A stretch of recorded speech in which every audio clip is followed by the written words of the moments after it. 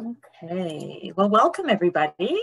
My name is Nicole Byrom. I'm the dietitian and health promotions manager with the Canadian Celiac Association, and you are here today for our meal planning webinar. I'm going to share my screen and we'll go through all of our formal introductions. I'll take my email away from there. And we'll get going with launching there we go. Everybody can see that, I hope. So my name is Nicole Byrom. I'm the registered dietitian and health promotions manager here with the Canadian Celiac Association. And just a little bit of background about myself for those of you who may or may not have seen my heard about me before. I am a mother of 3 daughters, and my middle daughter has celiac disease. She was diagnosed when she was 5, and she is now 11. My husband also has celiac disease. He was diagnosed in his early 40s. My mother has celiac disease. She was diagnosed in her late 50s or early 60s. I can never quite remember. And then my husband's sister also has celiac disease, and our niece has celiac disease. So we've got a lot of it in our family. And because my daughter and my husband are both celiac disease, 2 out of 5 of us require gluten-free meals. So we live a relatively gluten-free life and have a relatively gluten-free household.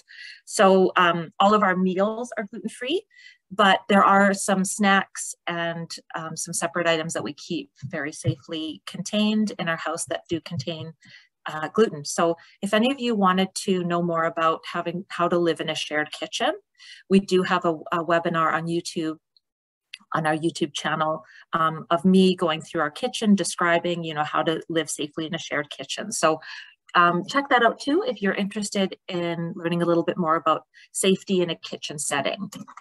And of course, my co-host today is Allysa Solberg, and I'll let Allysa introduce herself. Hello everyone, my name is Allysa and I am a nutrition student at the University of Guelph. I am completing my master's program there in applied human nutrition, and currently I'm doing my dietetic internship or practicum with the Canadian Celiac Association, and Nicole is my preceptor. And yeah, thanks Nicole. No problem. Okay, so Allysa has a special interest in celiac disease, which I always appreciate in the intern. So we're going to get this started with a little participation from our audience. We've got some poll questions for you, and these are anonymous, of course. They're just for fun. So we thought we'd get started. So the first one is, have you ever tried meal planning?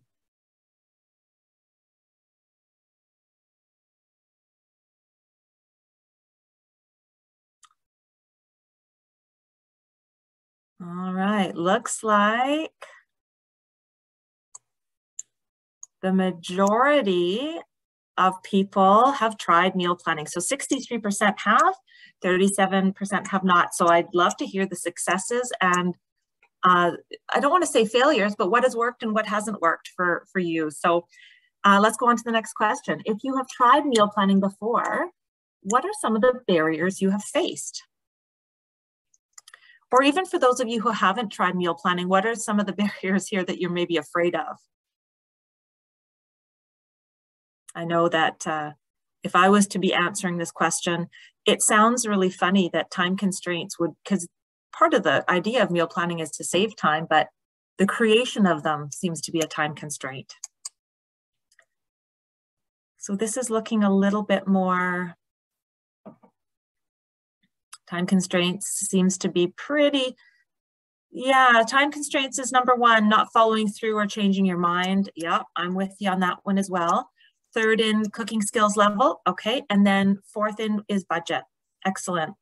Okay, last poll question. Who are you learning about gluten-free meal planning for today? So are you here for yourself? Are you here for a partner or spouse? Are you here for your child? Perhaps you're here for a grandchild. We'll put that in with my child as well. Interested in hearing who you're meal planning for. If it is for your child, we do have a lot of great information on supporting children on our website, www.celiac.ca. We have a workbook that you can sign up for and print right off your computer. That is extremely helpful. Letters for the teacher, letters for the school. And of course, in August and September, we do a lot of back to school stuff. And I actually have started to host some kind of child support group things. So if you're interested in any of that, please contact me and let me know. My contact is on the website, and it's also just my name, nicole.byrom@celiac.ca. So lots of supportive stuff for kids on there. So most of you are here for yourself, which is great. Next up is for our kids, and then next up is for our partner or spouse. So thank you for that. It's awesome, you guys. Appreciate feedback. So we'll get on with a little bit of, now let's pull this off here. I can do that. Okay. Let's get on with, I thought I would, for those of you, because this is a meal planning thing, I thought I'd do just a little bit of a background. I wasn't sure where all of you were in your diagnosis journey, or how much you actually know about celiac disease. So I'm actually just going to turn my screen off for a quick sec, just so I can, maybe I'm not sure, so I can get exactly what I was wanting you to focus on the slides, not on me. I can't seem to figure out how to take myself off the screen. Video, there we go.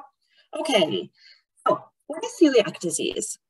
Celiac disease is a condition, of course, we know that affects the absorptive surface of the small intestine and is damaged by a substance called gluten. Gluten is a group of proteins present in wheat, rye, and barley, and their crossbred grains. Celiac disease is not a food allergy, as many people may think. It's an autoimmune disease. Damage to the intestine can lead to a variety of symptoms and result in the inability of the body to absorb nutrients such as protein, fat, and carbohydrates, vitamins, and minerals, all of which are necessary for good health. In this slide, you can see varying levels of damage that have been done by gluten. This is what this is what the pathologist will see when a biopsy is done. So here, pathologists are looking at the villus height to crypt depth. So if you see kind of the finger-like projections of the villi, so if you're looking in kind of the 0 and 1 stages, the villus height is the mountain, and then the crypt depth is the valley between. So we look at those, and as you can see here there's the various stages of atrophy of the intestinal lining as damage from gluten progresses. So as you can see, we see 0 is the healthy mucosal lining, and then of course 4, you can see it's much more flattened and blunted, a lot less surface area for nutrients to absorb into. So this is where we get a lot of nutrient deficiencies, diarrhea or constipation, just because things are not working properly. I often equate this to shag carpet versus linoleum. You know, you've got your shag carpet that has so much absorptive surface for everything to absorb into, and then you've got your linoleum where everything just kind of slides right over top. So of course, for overall health, we want to get that mucosal lining back to looking at the 0 stage. Studies have found that people with a first-degree relative, a parent, sibling, or child who has celiac disease are at elevated risks of developing celiac disease themselves. As you can see from my family example, my husband, my mom, my daughter, we've got it coming from both sides of our genetic pool, and then with my husband's sister and niece, you can see how it clusters in families for sure. Family members may not present with classic symptoms, such as, the constipation, diarrhea, bloating, gas. They may not even present with any symptoms at all. This elevated risk is because of 2 genes most closely linked with celiac disease. Those are known as DQ2 and DQ8. You'll be tested on that at the end. Just kidding. Nearly everyone who is diagnosed with celiac disease carries at least one of these 2 genes, the DQ2 being the far more common one. The risk for developing celiac disease is higher for those who have a first-degree relative, as we said, and the prevalence there is somewhere around 8 to 15%. It's very interesting. This is just a fact that I found fascinating when I was reading. Identical twins, the rate of diagnosed celiac disease is about 75%. So if one is diagnosed with celiac disease, there's about a 75% chance that the other will be as well. Whereas for fraternal twins, that goes down to 11%. So it shows you the genetic component there. Celiac disease is also very common, occurs more commonly in people with other autoimmune diseases. We know that people with type 1 diabetes have an increased risk of developing celiac disease. Those with Down syndrome have an increased risk. IgA deficiencies, Turner syndrome, autoimmune thyroiditis. There's a couple of other ones in there. We know that there's no current treatments for celiac disease. The only treatment at the moment is a strict gluten-free diet. And this involves, of course, keeping cross-contamination and cross-contact away from your mouths and your body. 85% of Canadians with celiac disease remain undiagnosed. So this is an enormous stat. And this is one that us here at the Canadian Celiac Association are really working hard to decrease. We want to increase that diagnosis rate and help everybody get diagnosed and live their best life. So I'm going to pass this over to Allysa, and she's going to walk you through 10 tips to help with meal planning. Perfect. Thanks, Nicole.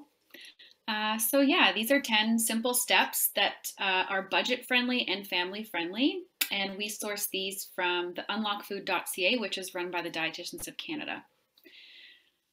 So the first step, so the first tip and the first step in making a meal plan is to check your pantry and your refrigerator and your freezer prior to making your menu. So you want to look what you already have on hand, what foods that you have that need to be used up right away, and what meals do you already have, like for leftovers, that you can incorporate into your meal plan. Secondly, to save some money, you can also plan your meals around foods that are on sale. So you can check your local flyers, look for coupons, and there might even be a new food that you see in the flyer that you're inspired to try. But just be sure to be realistic when purchasing so you can reduce the amount of food you throw away at the end of the week. I'm very guilty for that. So tip number 3, which is also step number 3 in making your meal plan, is to decide which recipes you want to make for breakfast, lunch, and dinner throughout the week. Some people like to do 5-day meal plans for just the busy weekdays, and others prefer to do a full 7 days for the entire week, including the weekends. And by writing down your menu for the week, it takes out your decision-making process for later on and helps you save time and money on groceries. And tip number 4 is to incorporate some meatless meals into your meal plan. Not only is animal protein often more expensive than plant protein options, it can also be a healthy choice to go meatless for at least 1 meal per week. So if you've ever heard of someone doing Meatless Monday, it's kind of become this trendy thing. You can incorporate a Monday or any day throughout the week, or even just 1 meal where you substitute an animal protein for a plant protein. So legumes are a great choice, such as chickpeas, lentils, and beans. Just make sure that they are gluten-free. Tofu and peanut butter are also very high in protein that are plant sources.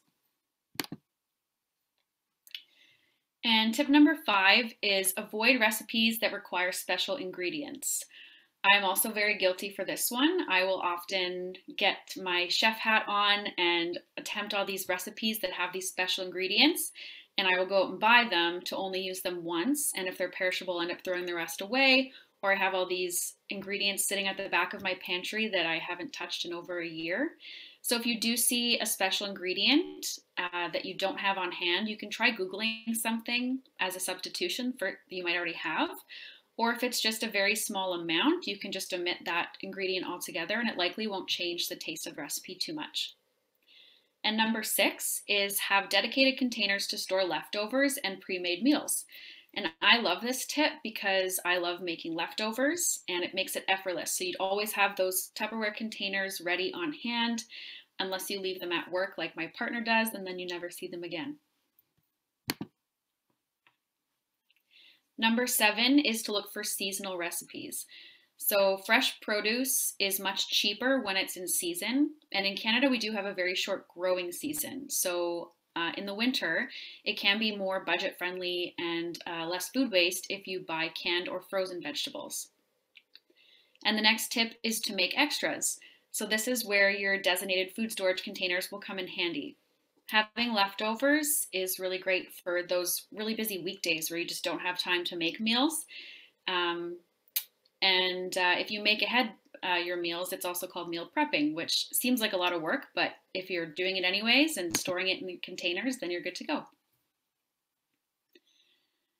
And the last 2, so number 9 is to incorporate leftovers into your meal plan. So first, before you're making it, like I mentioned before, take inventory of what you have in your fridge and make those into the meals for the coming week.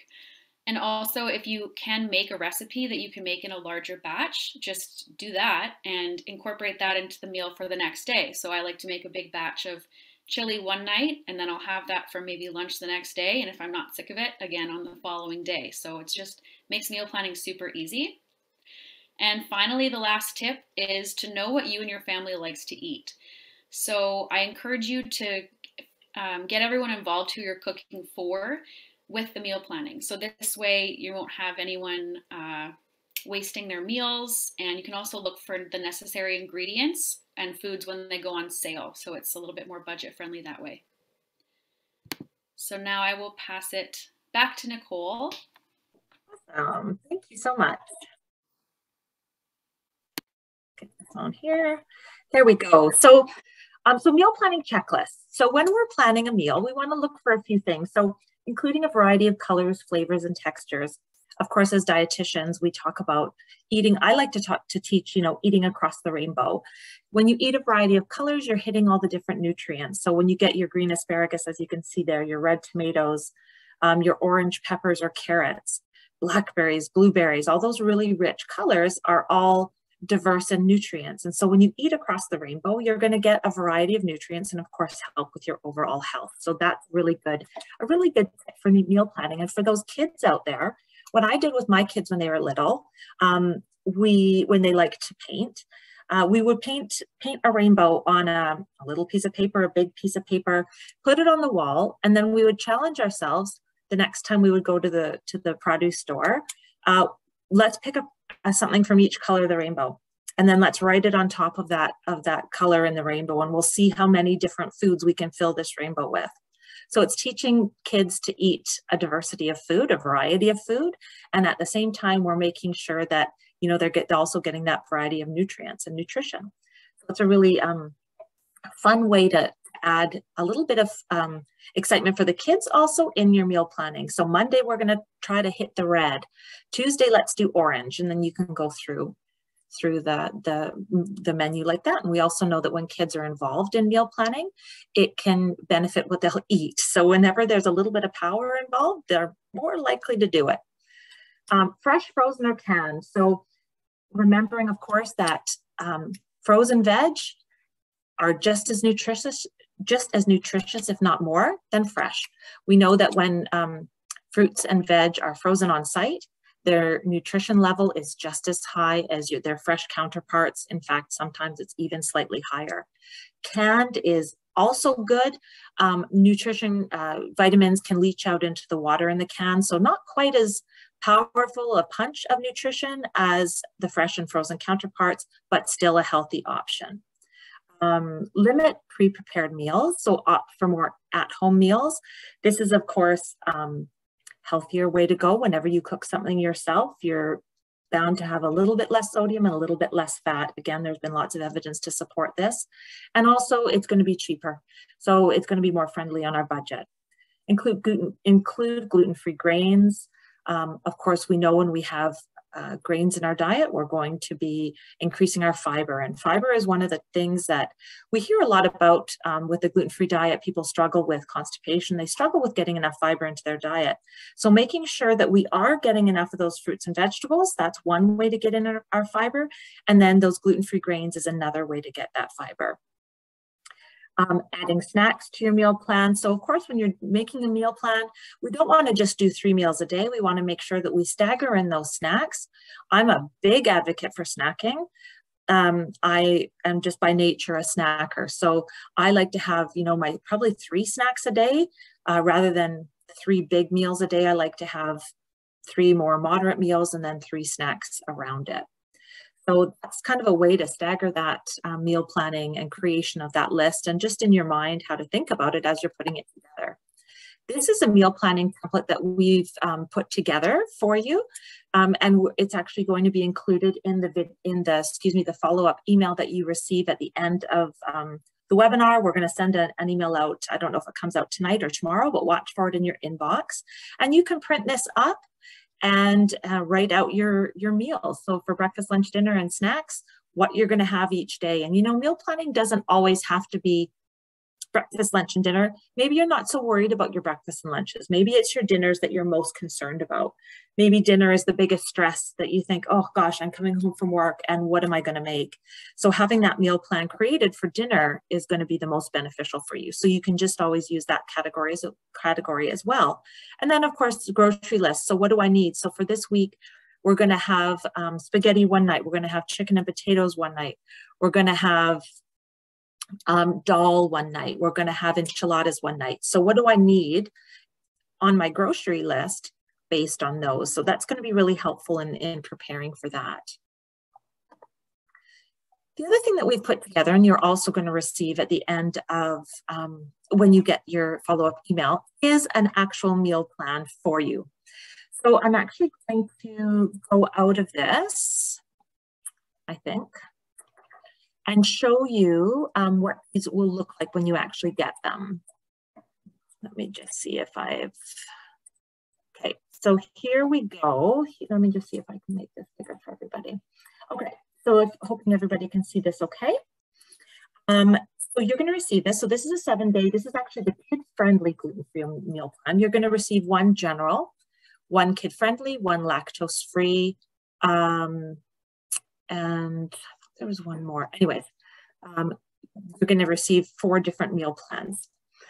And what you can do is you can see, okay, so breakfast for day 1, you're going to have cereal with milk and raisins. For day 2, you're going to have Fruit Delicious and dip with gluten-free toast and nut butter. So you think, what is this? So you just click on here and it takes you straight to the recipe. So really handy, gives you all the nutrition notes on it and everything that you're going to need. So going through hearty pancakes, cocoa coconut banana smoothie. So that sounds delicious. So you think, okay, I'm going to add that into my meal plan. So let's figure out what's in here. And it's going to give you tips, it's going to give you the ingredients, step-by-step instructions, and the nutrition label here. So this is a really, really great tool to use, and you can use this. You can print it up and you can put it up on your on your cupboard or on your fridge as you want, or you can just keep it on your desktop and print out some of these recipes and incorporate into your own meal plan, like the one that we showed you on the previous slide. These are super. This one, the picnic granola bars. This one will take you right to a YouTube video that I put together with. I think I do this one by myself. Usually I have my daughters involved in it. I think maybe they show up at the end of this one. Oh, there's one little one. One little one made it in. But anyways, I have videos on our YouTube channel that will go through actually how to make certain recipes. And so those will show up within this as well. I think the pumpkin loaf is another one. The picnic granola bars was the same one. So anyways, you can see some of these. The hummus with baby carrots, one of my absolute favorites is hummus. Such a great high protein, high fiber snack or meal. You could make hummus into a meal for sure. I'll make hummus with a gluten-free wrap, cut up cucumbers and peppers and tomatoes and dill pickle and hummus, and it is so good. Really, really tasty. So that is the 7-day meal plan. And as I said, there's one for gluten-free vegan. And then can I move this? There's the kid version, and then there's other ones under here. I'm not sure how to get to them. There we go. There's a lactose-free, and then there's just the regular gluten. So you're going to receive gluten-free. You're going to receive these, and you can use them as you'd like. So those are the meal plans that you'll get. This is Cookspiration. So a lot of those menus that you saw, or sorry, meal items that you saw on that meal plan, Cookspiration actually has a meal plan that you can create as well. So I was actually going to take you to this website and walk you through how to put together a meal plan on Cookspiration. So here we have the Cookspiration website. And as you can see, it's called My Meal Planner. Healthy eating just got easier. And Cookspiration, just so everybody knows, is done through Dietitians of Canada. And of course, myself and Allysa as dietitians are members of Dietitians of Canada. So we fully endorse and support the use of this meal planner. It's a great one. It's been endorsed by dietitians. So it's a good one to use, and it's a free tool, which is absolutely amazing. So anybody can use it. So choose your goal. So of course, here you've got different options: vegetarian, nut-free, dairy-free, soy-free. Of course, on this side are gluten-free here. You can click off budget-friendly. You can click off kit approved. And then you go to menu planner. Oh, sorry, not tutorial. Review your menu plan. So click on that. And then it comes up with a meal plan for you. So it's super simple. So Sunday, Monday, Tuesday, what are we going to have for breakfast? What are we going to have for lunch? And what are we going to have for dinner? So it gives you some really good ideas. And if you don't like the idea of something, so Indian spiced cauliflower, potatoes, and chickpeas, although I think that sounds absolutely delicious, maybe some of your kids might not.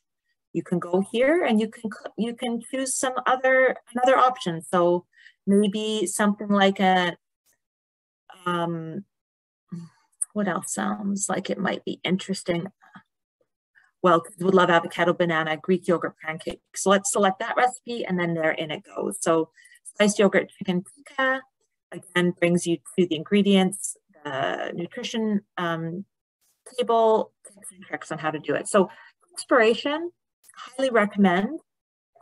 It's a great tool to use for your meal planning. So www.cookspiration.com, lots of recipes, nutrition tips, and again, you can click off what you want. So if you want it budget friendly, go to review your meal plan. It brings up now some more budget friendly options and are all gluten-free. So super cool, free, which is excellent. So budget. Meal planning is often something that we want to do not only for simplicity in our weeks, but also to help with the budget. I find if I'm, doing things last minute and then I have to run to the grocery store, I'm buying a lot more, spending a lot more money. So budget tips are really important. So let's go over that. So we're going to watch a short 8-minute video here on budget tips. This was put together by one of our previous interns, and I find it really useful. So we're going to just press play, and Hi, my name is Adam, and I'm a dietitian intern with the Canadian Celiac Association. Today I've got some tips to help you stay on a budget while maintaining a gluten-free diet. Being diagnosed with celiac disease can be overwhelming. It means challenging new lifestyle changes, dietary restrictions, and dealing with pain and discomfort anytime you're accidentally exposed to gluten. And on top of all that, whether you're a long-time gluten-free expert or just newly diagnosed, there's always the added financial burden of eating gluten-free. In fact, a study done in 2019 found that gluten-free products were on average 183% more expensive than their non-gluten-free counterparts. What that means is that your average loaf of gluten-free bread costs nearly twice as much as a regular loaf. And another study done in 2016 found that Canadian families that deal with celiac disease spend nearly $300 per month more on groceries than other families. So the situation seems pretty rough, but today I've got 10 tips to help you stay on a budget and save some money while maintaining a gluten-free diet. So let's get started. Tip number 1. Shop at grocery stores rather than ordering online or going to health food stores. A recent study found that gluten-free products were actually cheapest at your good old neighborhood grocery store when compared to health food stores or online ordering. For bonus points, you might try going to international grocery stores, especially when you're looking for bulk items like gluten-free grains such as rice or just fresh fruit and vegetables. International grocery stores have a wide selection and they tend to be quite a bit cheaper than your average grocery store. Tip number 2, shop seasonally and locally. This is great advice no matter what diet you're following. As amazing as it is to have that delicious avocado in the middle of January, it comes at a fairly high price, and doing it over time can really batter your bank account. Instead, it's better to look for vegetables and fruits that are in season, such as squash and pumpkins in the fall, or asparagus and strawberries in the spring. Not only is that easier on your wallet, but it also means you're getting fruits and vegetables when they're in season, and that's in fact when they taste best. Tip number 3, buy big. Get a Costco membership or shop at other warehouse stores for frozen gluten-free foods or other staple items. You may even consider getting an extra freezer to store your gluten-free items. Buying in bulk is always wise, provided you're purchasing foods you use on a regular basis. There is no point in spending any money on a family-sized pack of a product that's new to you or a product that might sit on the shelf and get stale. However, if you're purchasing items that you use on a daily basis, buying in bulk can be a great way to save some money. Tip number 4, use flyers and coupons. Look through your junk mail or check the entrance to your local grocery store for flyers that can help you save some money on groceries. It's also smart to keep an eye out for sales and stock up on your favorite gluten-free items whenever they go on sale. If you're buying gluten-free bread on sale, you can stock up and then store any extras in the freezer. Tip number 5, eat more plants. Legumes like beans and lentils are cheap compared to meat, and they contain plenty of protein, so be sure to stock up on canned and dried legumes. Legumes are also particularly rich in B vitamins, and they contain plenty of fiber. This is particularly important for people who are dealing with celiac disease because a lot of gluten-free items are very low in fiber. So legumes are a great way to be sure that you're not missing the mark when it comes to this critical nutrient. Tip number 6, find alternatives to gluten-free processed foods such as cereals, snack bars, and breads. For example, in the morning for breakfast, instead of having a bowl of gluten-free cereal, you might consider making oatmeal, of course, with certified gluten-free oats. If you really want that cereal, you can make a box last a bit longer by mixing it in with yogurt or fruit. For lunch, instead of having a sandwich on expensive gluten-free bread, you could try making a wrap with rice paper or with corn tortillas. Or you could try taking something like a rice bowl or a salad or a chili or a baked potato with toppings to work for lunch instead. Tip number 7, don't go too heavy on gluten-free products like cookies, breads, or crackers. As much as these snack products are delicious, they tend to be quite expensive, and they also tend to be high in calories and fairly low in nutrients. If you do end up going for such a product, try to find one that you like and stick with that. While the gluten-free sections of most grocery stores are getting bigger and bigger by the day, you may want to avoid the temptation of trying every new gluten-free product that comes out on the market and stick with the tried, tested, and true. Tip number 8, join the Canadian Celiac Association's national Facebook page. The Canadian Celiac community online is always sharing their thoughts and their reviews on new gluten-free products. You can save yourself money and save yourself the hassle of trying out a bunch of new products and simply go online and look for reviews. People on the Canadian Celiac Association's Facebook page are also always sharing budget tips and new recipe ideas, and it's also great to be part of such a supportive online community. Tip number 9, get involved in cooking and baking. Most of us, whether or not we have celiac disease, have a fairly limited repertoire in the kitchen. But learning how to cook and bake can really be a great way to save some money. It means we're less dependent on going to gluten-free bakeries or looking for gluten-free prepared frozen foods that tend to be a little more expensive. To save some extra hassle, you could try cooking big batches on the weekend and then freezing meals to heat up throughout the week. However, we all need a break from cooking once in a while, so don't beat yourself up if you need to reach for one of those frozen dinners, such as a gluten-free pizza or some gluten-free fish sticks once in a while. Tip number 10. Look into claiming gluten-free foods as incremental medical costs on your taxes. If you are diagnosed with celiac disease, you can claim the incremental cost of buying gluten-free foods. The incremental cost simply means the cost of a gluten-free food item over and above the cost of a similar item that isn't gluten-free. This does require saving a lot of grocery store receipts, and it can be a bit of a hassle.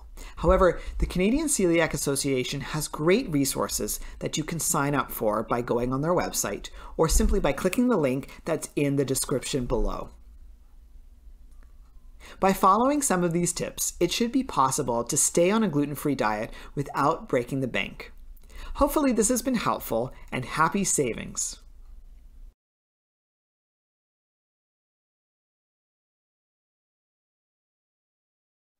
Some additional budget tips that we can talk about.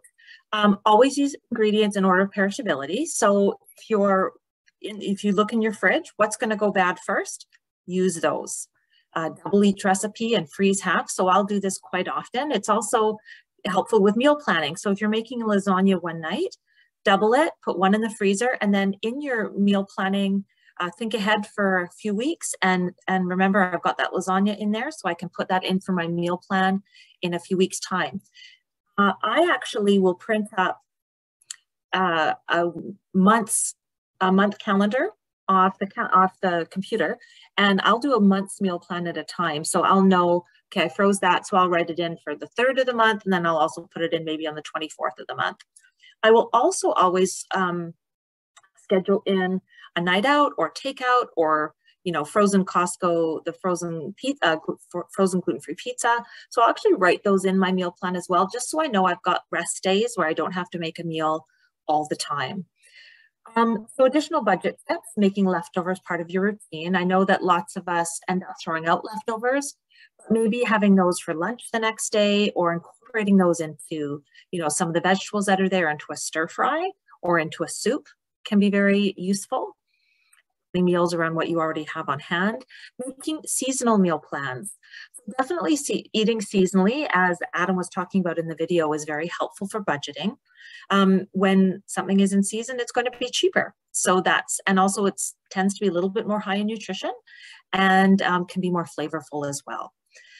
Shop for what is on sale using coupons. Stock up on canned and frozen produce when it's on sale. So of course, these things have a longer shelf life than fresh or things that are in the cupboard. So if things are on sale, stock up on them, put them in your cupboards, put them in your freezer, and know that they're there for next time. Setting a weekly budget for food can be helpful. Enjoy home-cooked foods more often. As we know, of course, cooking from home is always going to be more budget-friendly than dining out. And something for kind of our newly diagnosed, using one-to-one gluten-free flour for baking and cooking, I found is much more budget-friendly. If you're buying a whole bunch of different flours to try and make recipes and trying mixing flours, what we found, especially in our newly diagnosed, so that 0 to 2 diagnosis range, is they can go bad in your cupboard. And so I find that the one-to-one is just easier to start with, for sure. Once you get into that little bit more of an expert level of cooking, you can try to experiment with some of the different flours, but financially at the beginning, those gluten-free one-to-ones are super simple. You can use it in replacement for anything that you are currently using your previous flour for. I use my gluten-free flour. I always use the one-to-one, and I will use all of my old recipes and just use that as the flour replacement. Remembering, of course, too, the CCA has some amazing recipes on our website. So we have at www.celiac.ca, if you go there, you can go to our website and you can see a whole bunch of gluten-free recipes. So if you go to the CCA, you want to just even click recipes in the search bar, it will bring you here, and it walks you through a whole bunch of different gluten-free, tried and tested recipes that are delicious. So please come visit our website and check out some of these delicious recipes that are there. So thank you for joining us and for your support in our webinars.